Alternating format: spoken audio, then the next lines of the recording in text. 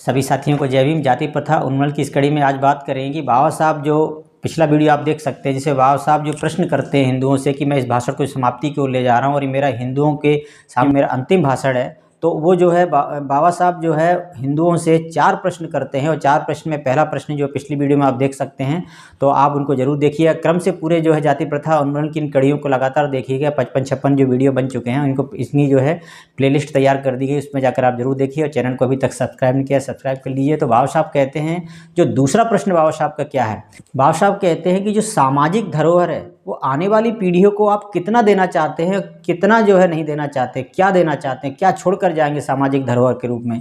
तो इस पर जो है बाबा साहब दूसरा प्रश्न करते हैं। तो बात करते हैं, बाबा साहब कहते हैं जो दूसरा प्रश्न जो मैं हिंदुओं से करना चाहता हूं, दूसरी बात यह है कि हिंदुओं को इस पर विचार करना चाहिए कि उन्हें अपनी संपूर्ण सामाजिक धरोहर को सुरक्षित रखना है या जो उपयोगी हो उसे चुनकर भावी पीढ़ियों को केवल उतना ही हस्तांतरित करना है और उससे अधिक बिल्कुल भी नहीं करना है।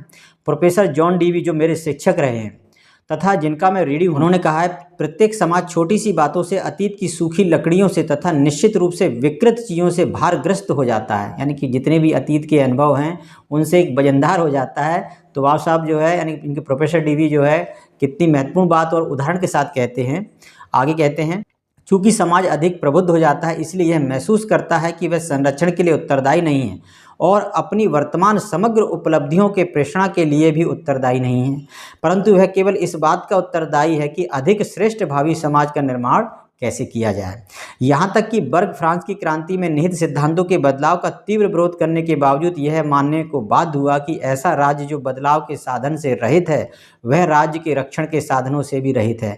बदलाव के साधन के बिना ऐसे राज्य को संविधान के उस भाग का नुकसान होने का भी जोखिम उठाना पड़ेगा जिस भाग की वह धर्मनिष्ठा से रक्षा करना चाहता है।